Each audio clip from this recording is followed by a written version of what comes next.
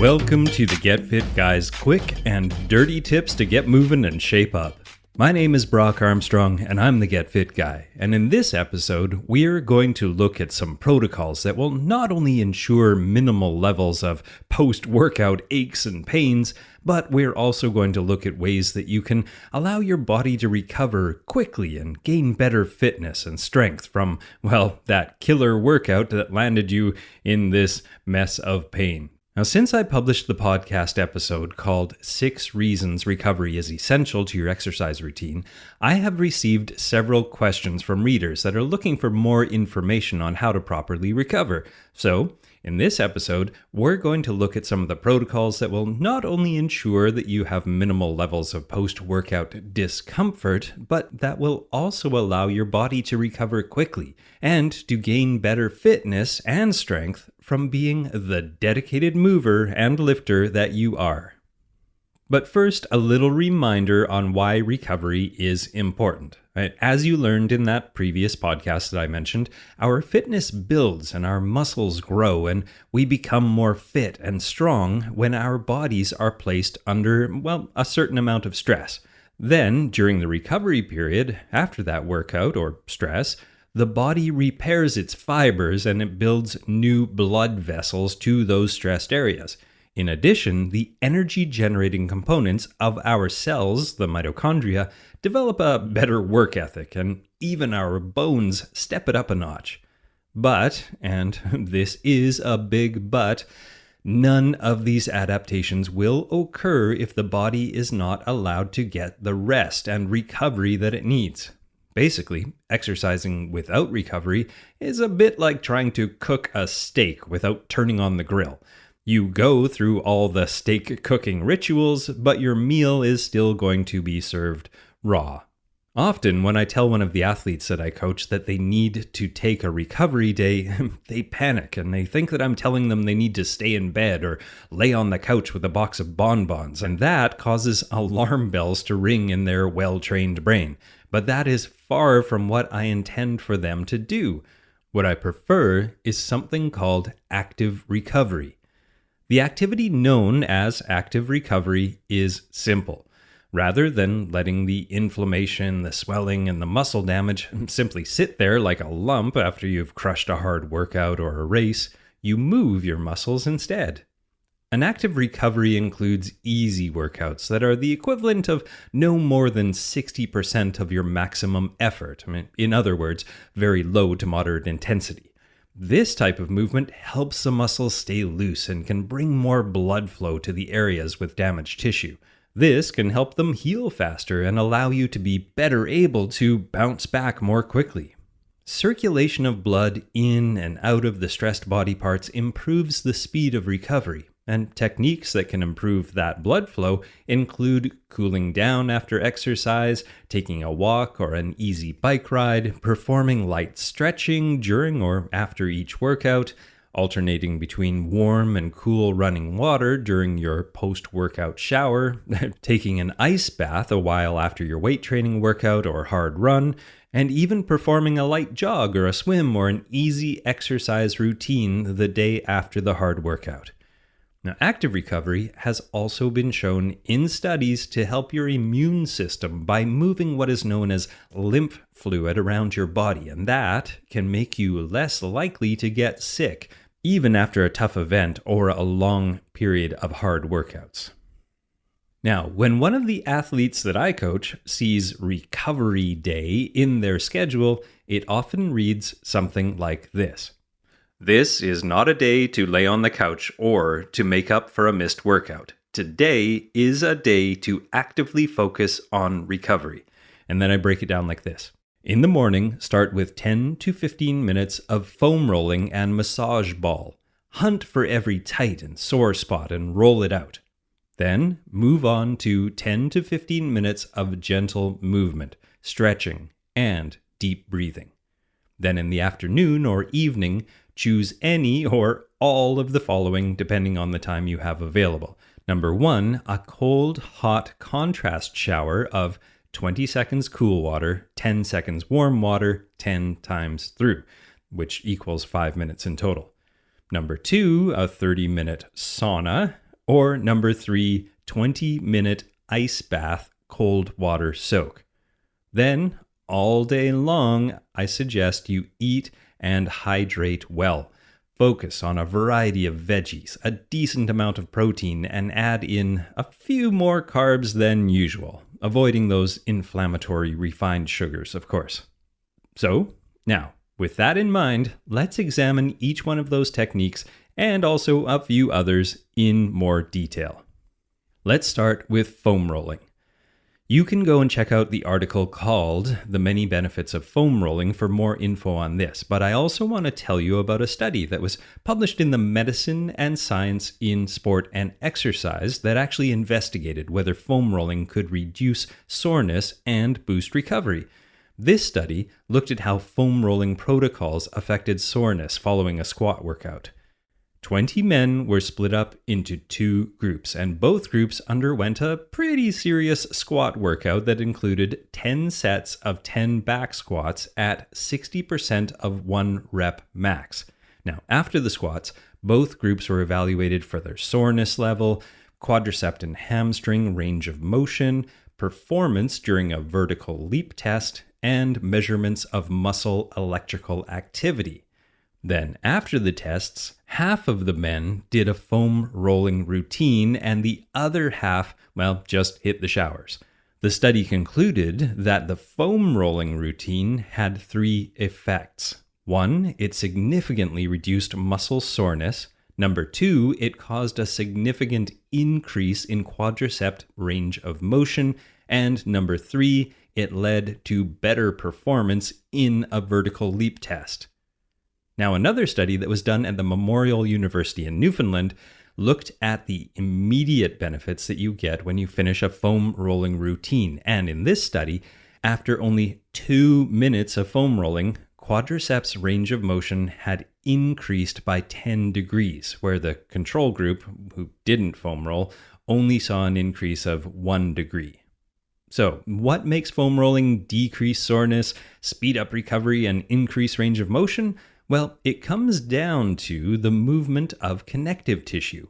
While exercise damages connective tissue, which stimulates pain receptors and inhibits muscle activation, using a foam roller actually helps repair the damage to your connective tissue.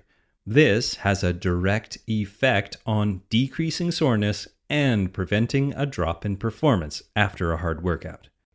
Okay, the next recovery tip is hot or cold therapy. If you remember, this was the second thing that I listed for my athletes on their recovery day.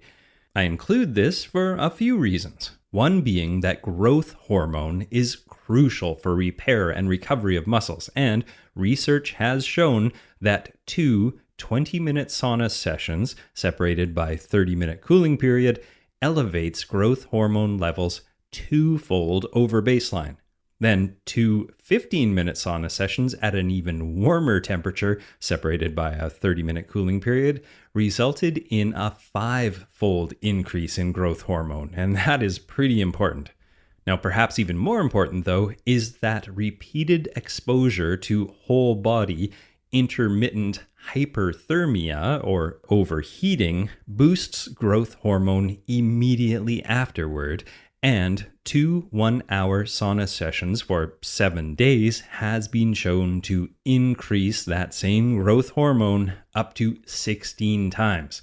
Now, adding to the recovery is that a sauna also increases blood flow to the skeletal muscles, which helps keep the muscles fueled with oxygen, amino acids, fatty acids, and glucose, while simultaneously removing byproducts of metabolic processes such as lactate and calcium ions.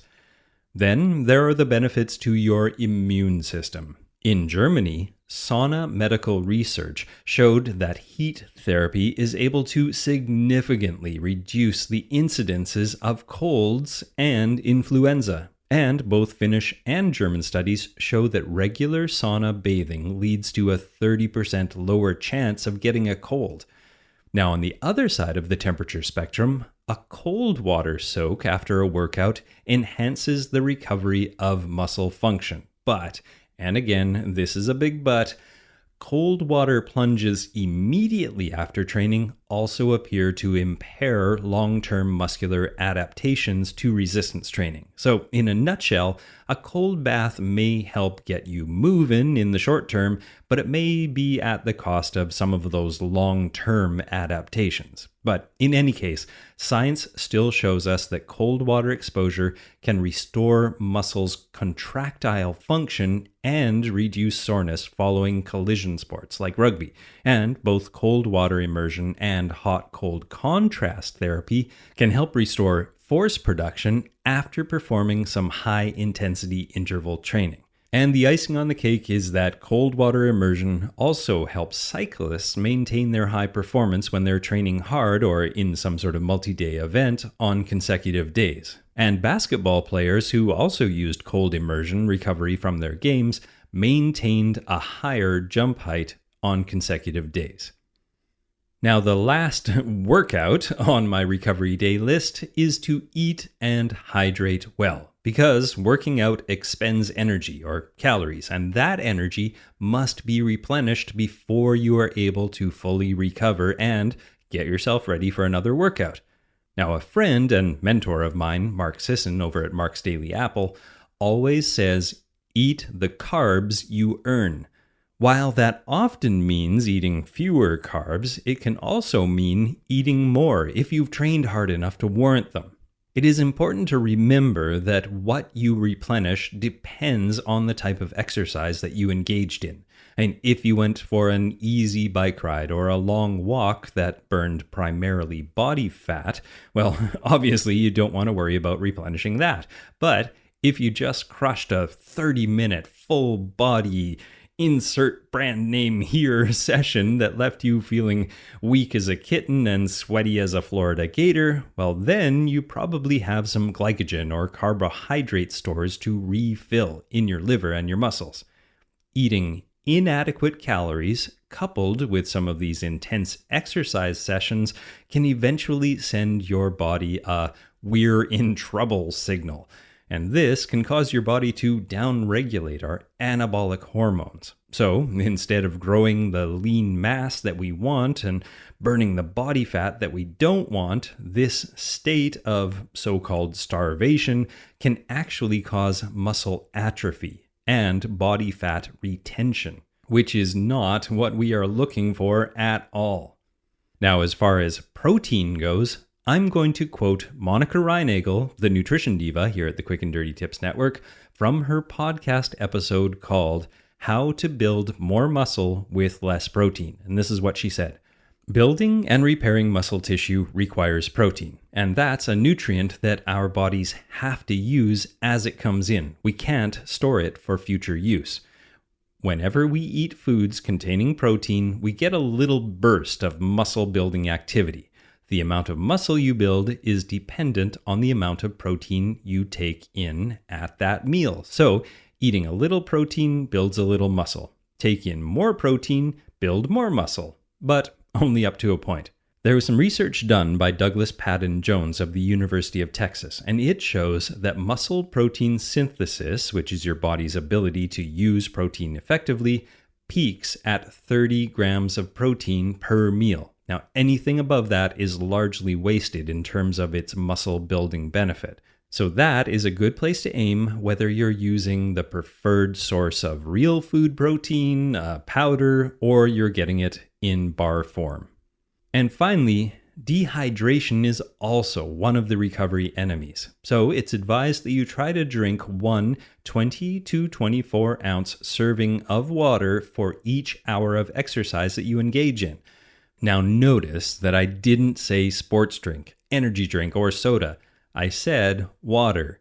There is a great book on this subject by Professor Tim Noakes, and the book is called Waterlogged, and I recommend that you read it if you are still very much a slave to the sports drink industry. But suffice to say that if you get some good food, which contains many vital minerals, and some water into your belly, you will be headed in the right direction. All right, those were the major tips, but here are some other recovery quick and dirty tips that you can also give a try. And the first one is wear compression garments. Check out the article that's called The Best Way to Use Compression Gear for some extra info on this. And I'll link to all of that and all the studies and everything else over at getfitguy.quickanddirtytips.com and look for episode 404. And that is where you will find a link to this meta-analysis called Compression Garments and Recovery from Exercise. And it looked at all the available research. And it concluded that compression garments can indeed enhance muscle recovery after strength training and can also improve next day cycling performance. Now, the next tip is to use lotions and creams and salves. There are several sticky, slippery, and gooey compounds that you can rub on your sore muscles to alleviate the soreness and help improve recovery. Now, most of these goops work by creating a pain-relieving and cooling sensation, which can increase the blood flow and even displace elevated levels of byproducts like calcium. The next quick tip is to reduce your stress. Yes, researchers at the Yale Stress Center recently published a study in the journal Medicine and Science in Sports and Exercise that confirms that mental stress actually impairs workout recovery. So yes, I know that some stress is unavoidable in this modern world, but many of us seem to create or even seek out additional stress in our lives. We also fail to do enough to counter or manage the stress through things like mindfulness practice, breathing, yoga, or simply unplugging occasionally. And that leads me to the next tip, which is get some sleep. Carrying a sleep debt can impair exercise recovery by increasing cortisol, lowering testosterone, and lowering muscle protein synthesis. It can also impair recovery by disrupting slow-wave sleep, which is the stage of sleep which shows a peak in growth hormone, and growth hormone is known to heal tissues and rebuild muscles. Sleep deprivation has also been linked to muscular atrophy, and it reduces muscle strength. And my next tip is to avoid alcohol. That post-workout or post-race beer directly impairs muscle protein synthesis, which is an essential step in recovery and adaptation to training. Even a single day per week of binge drinking has been linked to increase the risk of sarcopenia by 4 times, and sarcopenia is muscle wasting. Now, I probably don't need to tell you that it is hard to recover from your workouts if your muscles are wasting. And my final tip is to get a massage. Not only does a massage feel great, but evidence shows that it is absolutely awesome for recovery from exercise. The only reason I don't include it in my own personal recovery day workout is that it can be, costly. But if you can afford it, or your health plan covers it, or you're willing to just splurge occasionally, it has been shown to alleviate DOMS and speed up the recovery of muscle strength and enhance proprioception. It has also been shown to improve central nervous system parasympathetic and sympathetic balance, and this was true even if it was a massage device, not a massage human, who was doing the work. Now, there are, of course, many more pieces to the recovery puzzle, but I hope this gives you enough information and knowledge so that next time you have a hard workout or a hard race, you'll resist the urge to simply flop on the couch. Instead, I hope you'll try some active recovery, some foam rolling, some hot or cold therapy, some gooey bombs, replenishing carbs, or any number of the other options that I listed in this episode. Now, if you do, I guarantee that you will recover faster, better, and be feeling the recovery benefits in no time at all. Now, my name is Brock Armstrong, and I'm the Get Fit Guy, asking you, what are you waiting for? Go get fit.